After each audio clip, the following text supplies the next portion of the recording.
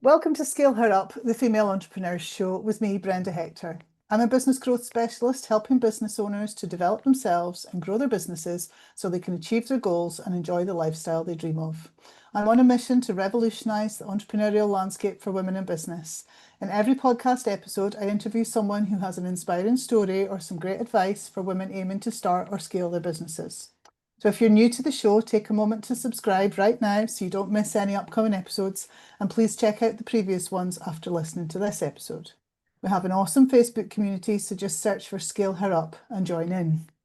So today I'm joined by Claire Standen from Embodiment UK. Claire, thank you so much for being on the show. Thank you so much. You're welcome. As I say with all of my guests, tell us a bit about Embodiment UK and what your organisation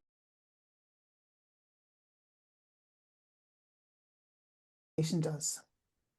Okay, essentially, I have a lot of training in things like hypnotherapy, neurolinguistic programming, and alongside that, a lot of kind of trauma resolution skills and tools and techniques.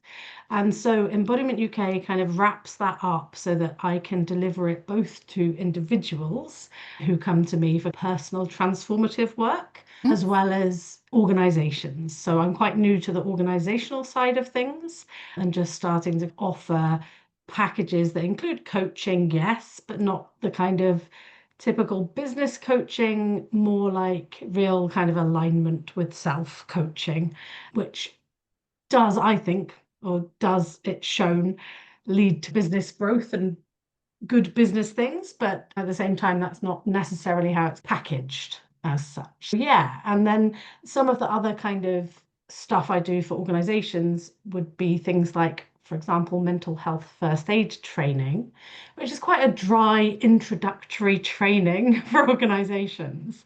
But one of Embodiment UK's kind of taglines around organizational change is that we go way beyond mental health first aid, but that is sometimes where organizations first come to the work of helping their people. There's a lot there that if you improve the person, then their performance in their workplace and whether they're employed or whether they're a business owner, the benefit to that business will be, untold, really.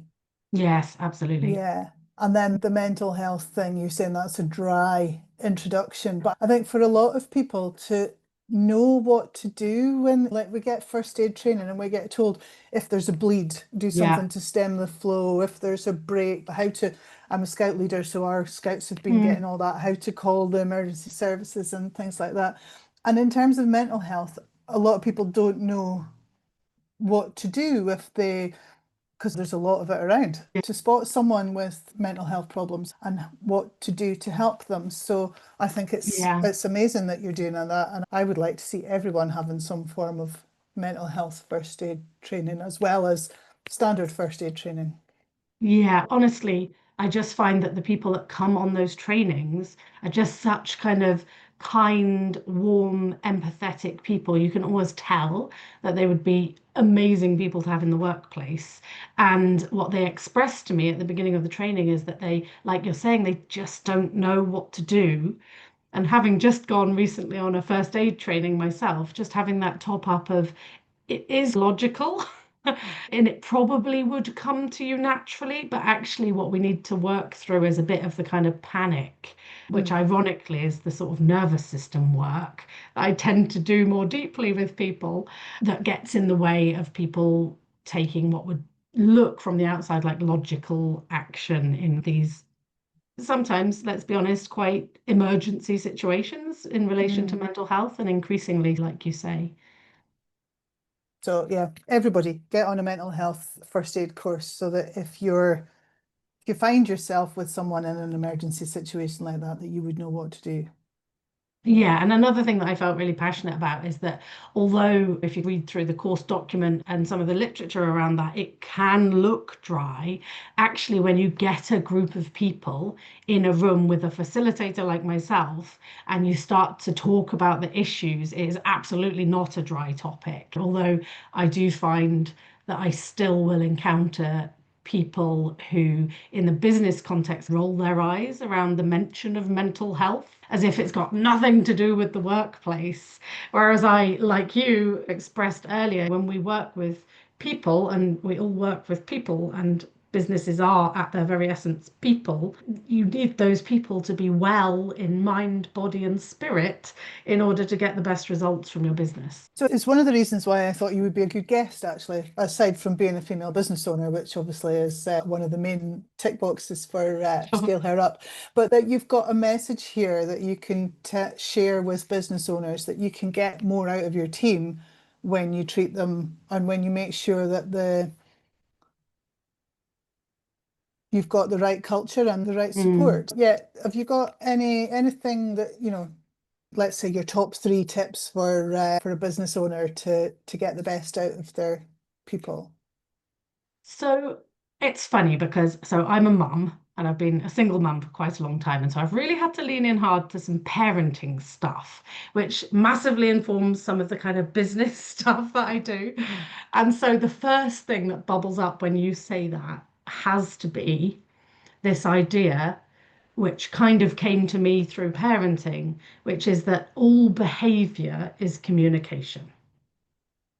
And so I think if business owners are looking at the people in their business and thinking, I don't understand why they're not working harder, working smarter, being more resilient, being more creative, being more to come to somebody like me who's trained in understanding people and why they do what they do, and to impart some of that information and knowledge, it will absolutely bridge the gap between thinking, I just don't understand these people that work for me, and going, actually, this all makes sense.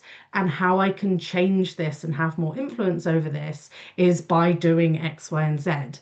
And by going through that iterative process of a conversation around what the unmet needs are, for example. Another thing from parenting, like if your kid's acting out, there's an unmet need. If your employee is acting out, there's a conversation to be had. There's probably an unmet need. And their behavior absolutely does make sense if you seek understanding rather than going to the kind of binary right and wrong and locking in there in that dynamic of, I want this to change and it's not changing.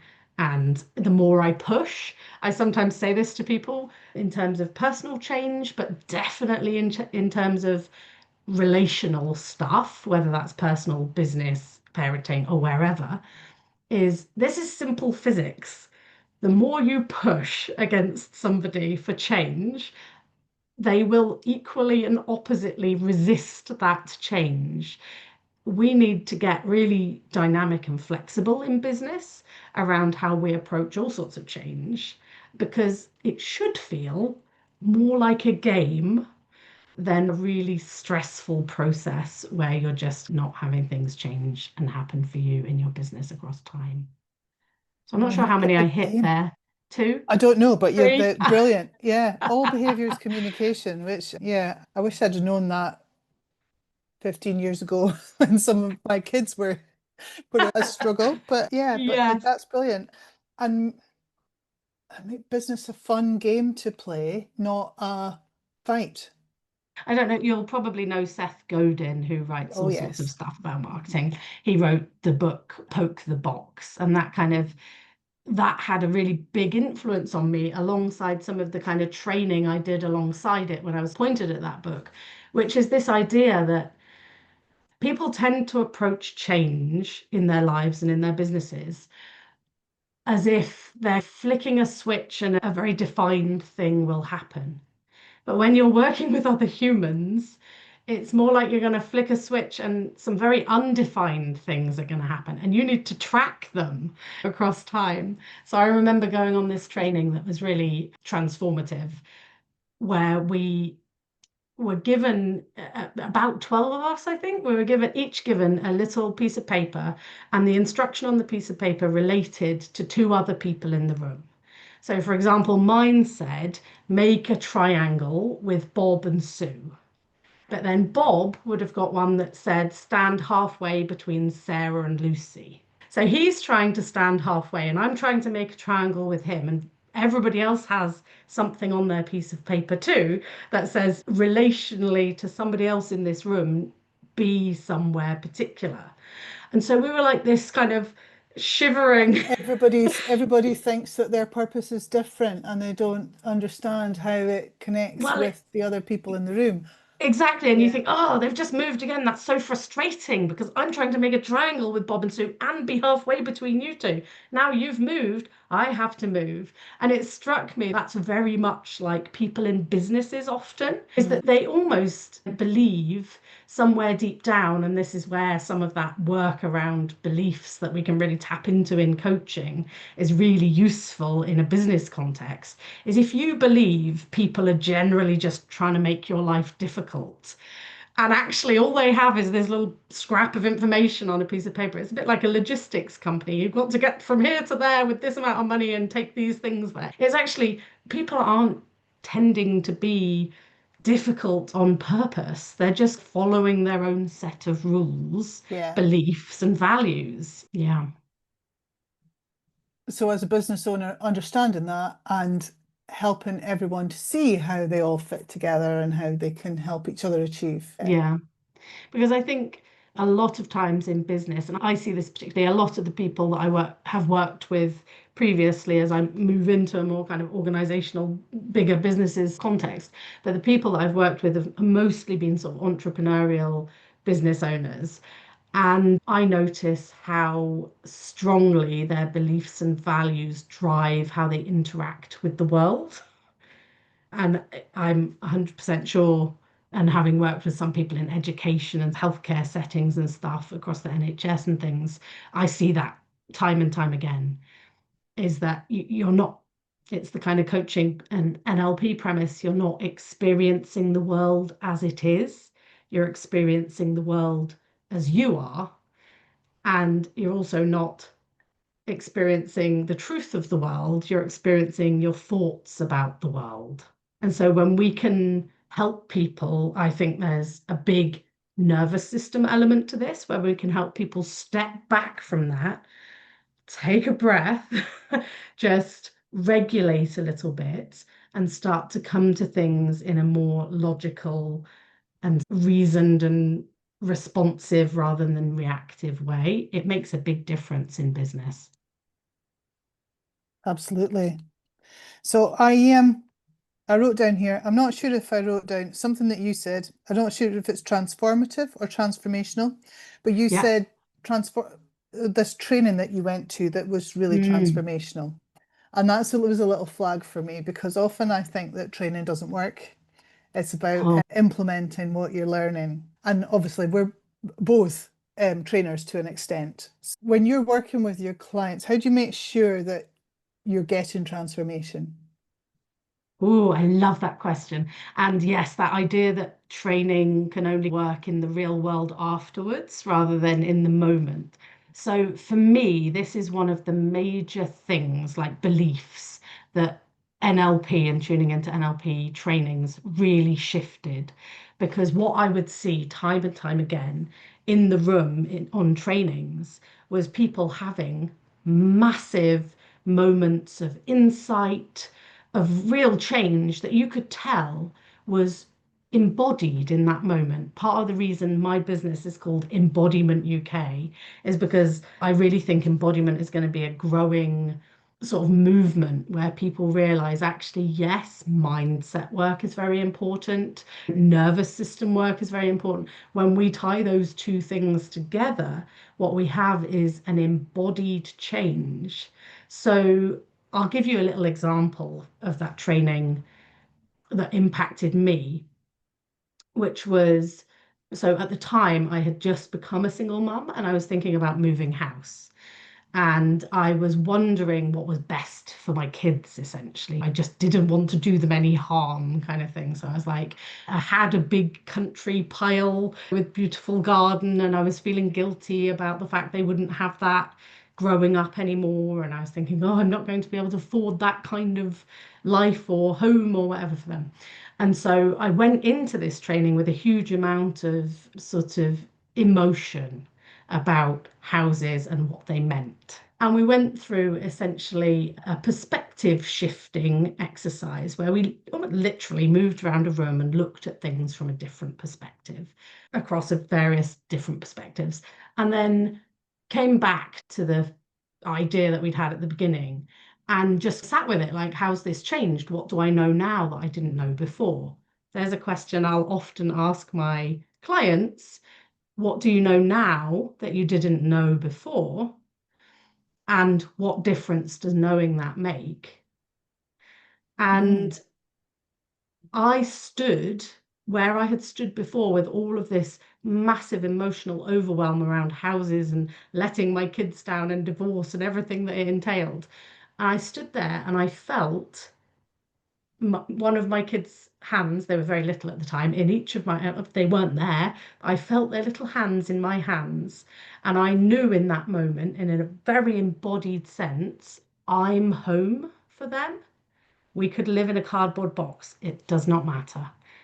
And the freedom and flexibility that came from that moment for me in terms of what I would do next allowed me actually to get a really beautiful little house that was perfect for us for that little phase of our lives, and everything worked out fine. When I work with clients, one, I only ever use tools and techniques that I have personally embodied and felt the change from. So I know at an embodied level, so as in the Greek word gnosis with a G, which I have tattooed on me, my only tattoo. This is how strongly I feel about it. I got it indelibly marked on my body forever, which is that I know in the very depth of my being that this, what I'm bringing to my client, has the potential to transform something forevermore. And and there's nothing anybody could say to me to disabuse me of that knowing, because it's totally embodied. And so I guess I bring that integrity, which is one thing, to that process.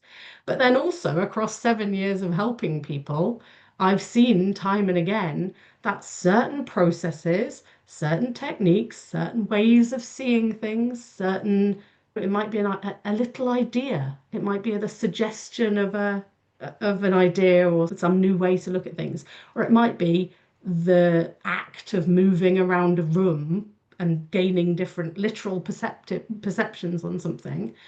But there are just these little bits and pieces in my coaching methodology that work. And how do I know they work?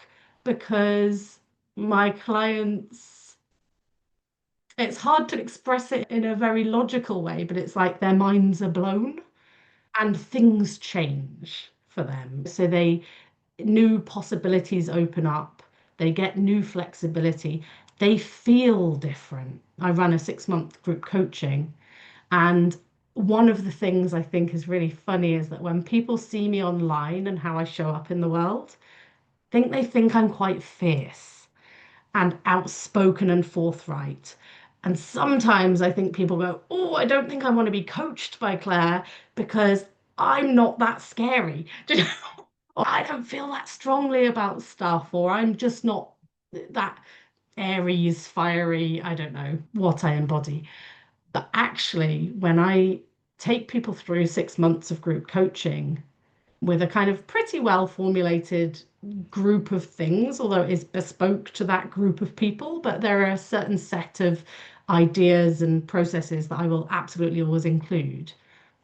What happens is people come out saying they they feel softer, they feel more loving, they feel less reactive, and they know themselves better. They're less spiky. They don't need to do the barbed wires and electric fence stuff anymore because they've actually embodied some boundaries and they know what they want and what they don't want in their lives. And maybe they've made some changes that have actually been long due. Yeah, I that's love it. um I love it. that's how I Yeah, know they're changing. it's not just about learning something, it's about taking it on Yeah, properly, yeah. making it And part of you.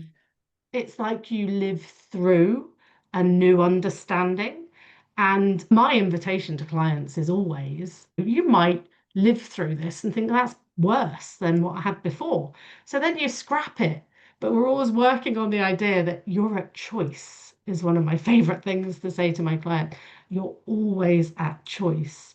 And if you're not at choice about the actual circumstance, you can certainly always, with the tools and techniques you're going to learn, be at choice about how you feel about the circumstances that you're in. Yeah, you can take ownership of your reaction, how you react, and yeah. Oh, Exactly. I love it. It's all this lovely, woolly, warm stuff for me, but for a lot of people, it's the fluffy woo-woo stuff that's not as tangible, maybe. Are there some people that are just not on board with this stuff, or can you help? So, yes, Yeah, absolutely. There are some people that will fight me very hard. And in the beginning of my coaching journey, I would fight back. These days, not so much. Maybe I'm not the person to help them transform. Maybe they don't need to transform. Maybe they're absolutely fine just as they are. One thing I personally have a preference against is people suffering unnecessarily in their lives. And so I will always bring the toolkit that I have to people and offer it, but as somebody who did quite a lot of the training that I've done is a guy called James Tripp, and he tells the kind of little fable of it's almost like you can take a horse to water, but you can't make it drink. But he says with people in coaching, sometimes you'll be coaching them and it's like they're saying, I'm really thirsty. I'm so thirsty. Can you help me? And you'll say, Oh, you're thirsty? Oh, actually, I have this glass of water. Here, have the glass of water. And they're like, Yeah, I don't really I don't really like water. Do you have a glass of Coke or something I could have? It's a little bit like yeah, that because I I do think totally, there's yeah, yeah, there's so I many get that. flavors of Yeah, coaching and coaches and everything else that isn't coaching. I personally have a huge bias towards coaching because I have a lot of training in things like counseling and stuff. I just don't find it creates the same transformation for people. So yeah, there are a group of people who I'm not going to try and convince that this stuff works. And frankly, with the belief that it doesn't, it probably wouldn't probably anyway. won't. Yeah. So that's absolutely fine by me. I can very happily say those are not the people who are going to be helped by me, and maybe they're not supposed to be. What I will say is I have quite a sort of feminist idea around my coaching in that I don't feel that it can be done without acknowledging some of the kind of patriarchal systems that we exist in. And those patriarchal systems, to my mind, have women turn up sometimes to this kind of space very distrusting of themselves, very disconnected from their body for reasons of sometimes trauma and sometimes just habitual shutting down of that connection because it is hard to feel stuff when there's so much to be felt. And so I do believe that it is my job in that space to help women start to reconnect some of the stuff that might be disconnected. For example, there's some stuff that our body will tell us in words or feelings or other ways of communicating, like body sensations, for example, that a lot of women are very shut down to. And so I'll sometimes, if women want the transformation, but actually that's a key step towards it, is to be able to start to get a little bit more nuanced in how you relate to your body and mind. I will coach them around the fact that I sometimes think of that body as like your long lost friend, right? And it's really trying to communicate to you across time. Don't know if you know that saying that the body whispers before it screams. And we get so good at ignoring the whispers, you know, that essentially it's like a long lost friend who's been trying to contact you various numbers of ways. It's sent a little email, and it's maybe texted you a few times, and it's given you a ring, but you ignored that. And then finally, when we come to this body of work where we're saying, actually, maybe my innate body wisdom, which is something that we've been taught to ignore across time and millennia, not Yeah. years, it could be something quite powerful, actually. And maybe it is something I want to be connected to.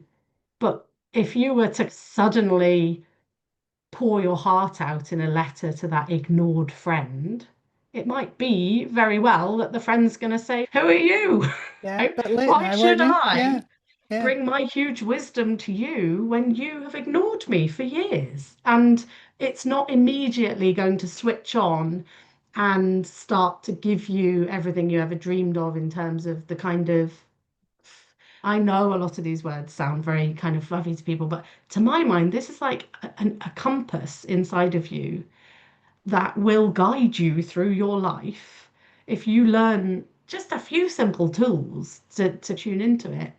And suddenly, things like burnout and stress and anxiety and depression are a thing of the past because you are connected to who you really are, what you really want, and you make the kind of decisions and choices in your life that align with that. So I know that journey is frankly quite terrifying for a lot of people. In fact, when I sit on calls with people, especially people who come into sort of a container where I can really let them own their experience, they will say to me, "I was actually quite terrified to sign up for this because I thought to myself, what if I learn I'm not happy? What if I want to divorce my husband? Mm. What if I realize my career is not right for me? What if, what if, what if? And there's all of that stuff that I think, even if we're not consciously aware of it, is subconsciously quite strongly running the show. And when people deeply resist what I represent and bring in my work, I have, maybe it's a bit condescending, but I have a slight kind of idea that maybe it's just deeply terrifying for them. And that's why they're so resistant to it. All behavior is communication. Indeed. Yeah. I could go really in depth with all of this, but I think we should probably turn it back to you, Claire, and your experience as a business owner. Sure. What was the push? What made you decide to start out on your own? What made me start? So, as I've mentioned, I was a single mom. Yep, And actually, when, I'll just let me just stop you there, oh, just to sure. give you a real like a cheer for Yeah, doing that because I appreciate that's a pretty tough gig. So yeah, well thank done. you. Thank you very much. And I would say I didn't have a choice, but I did actually because it was my decision. But at the same time, you can't know what lies ahead, can you, when you make these decisions? But I would not change it for the world. Thank you very much. Yes. So my kids are 11 and 8 now. I started out on my own when they were like, gosh, 2.5 and 5, something like that. Is Mm. that right? Something like that. And yeah, it was a massive decision. And at the same time, it wasn't. And part of the reason it wasn't is because I was tapped into these tools where I had the opportunity to access some really deep wisdom within myself. And that deep wisdom said, look, Claire, you've discovered a set of tools that really change people and transform people's lives. So you could continue to be a veterinary nurse, as I was at the time, in a job where, frankly, if I, having little kids with snotty noses, I would miss a day's work. And then the time that they were with their dad, I would be at work making up the time that I had missed. And if I'm entirely honest, it was drudgery. And in fact, I was pretty much earning what I paid on childcare to have my kids looked Yeah. after around about my work. Plus, the hours were quite antisocial and it just wasn't working for me. It really wasn't working for me. And it also wasn't earning me that much money. So I began to think about starting something myself, and I actually made the commitment to do it in my diary. I think it was something like January the 19th or something. I wrote it in my diary, I will quit my job, and I really meant it. And I went through the absolute kind of terror of having made this decision and planning to stick to it, which is something I do fairly regularly, is make a bold decision and then carry it out. But that was one of the first times I did it with like, sort of real repercussions. And as I had made the decision, something kind of opened up to me, which I really hadn't anticipated, which was coaching for a charity called Rock to Recovery. And they coach veterans essentially, and they coach in exactly the way that I work because one of the Hmm. guys that works with them is the guy who trained me. And so this opportunity opened up and actually quadrupled my income at the time for much less hours of work. And I started to see that principle in action of leap and the net will open. The net will appear. That's it. Not the parachute will open, the net will appear, or a combination of both. And that's when I decided to do it. And yes, it has been a hard journey in a great many ways. Not long after that decision, COVID happened. And of course, then I was at home with Yeah, two that small children wasn't in running my a. plan either. So, yeah, I hope that answers your question. Yeah. So what have been the hard parts then? The hard parts are keeping the faith. I think quite a lot of the coaching industry has, people have stories where they went from their corporate career to 6 months later, however many pounds a month. And I'm just going, that's not really happened for me, but I believe very strongly in what I have to offer and will continue to figure out some of the business stuff, which frankly wasn't my background. I think sometimes I have to go through the mindset work of, yes, they say it went like that. They were also a marketing professional before they came to the world of coaching. I have to come back, and I think I hear that from a lot of coaches having to go through that process of kind of the mindset work of, okay, let's not believe everything that we read. And there's quite a mindset shift between being an employee and being a business owner Yeah, and having the skills to run a business rather than just coach somebody to a better yes. place. But yeah, Yes, exactly. yeah. And thankfully, I had the kind of beginners no understanding of that kind of what it would take. And I'm grateful that I didn't, because I maybe wouldn't have taken the leap if I had. Because across the way, actually, I've learned all of those skills. And frankly, being an employee never really suited me anyway. So, The amount of people that I talk to that say that I couldn't go back to being employed now. Yeah. no, no, Yeah. exactly. So who's been your biggest supporter on the journey then, Claire? Oh, I have to say my twin sister. Yes, I have a twin sister who's just, to be honest, when I started to dismantle all of the patterns of our upbringing in my thinking and ways of being, it was quite a shock to her. And she was, I think, scared for me a lot of the time. Because if your twin sister rings you up and says, I'm quitting my job and I have no clients in the bag and nothing to go to, but two small children and a mortgage, you're not going to jump for joy, are you? Especially not when you're somebody who's prioritized safety and financial planning and things that we were taught to hold as very dear in our upbringing. But across time, she's seen me go through the journey of trusting myself and doing kind of bold things and it paying off. And she's also just started to understand that this is the journey that I want to go on. Now, I would just say that we're each other's biggest supporters. And actually, I don't know how people do life without a twin, to be honest. I don't really understand what But that would be like. big shout out first to your twin. What's her name? Jess. Yeah, okay. Yeah, well done, Jess. My husband's a twin. And Oh, he's said, oh, and I have children who are twins also, and nieces who are twins. There are many twins in my family. oh, But amazing. he said somebody would ask him, "What's it like being a twin?" He's like, "I don't know what it's like not to be a twin." It's Yeah, yeah. So we have yeah. we have lots of them. Twins are That's so everywhere, funny. so isn't that funny? Yeah. Yeah, we're quite isolated in our family as twins. That's quite magical, but yeah, Yeah. she is amazing. If you could go back to 18-year-old Claire, what advice would you give her? Oh, this is so funny. I actually did that very recently because I went back to the area in Scotland, which was around Aberlour in Murray, where I had my first job out of university. So I wasn't quite Mm-hmm. 18, but a little bit older than that. And I walked a path through the woods where I used to walk all the time.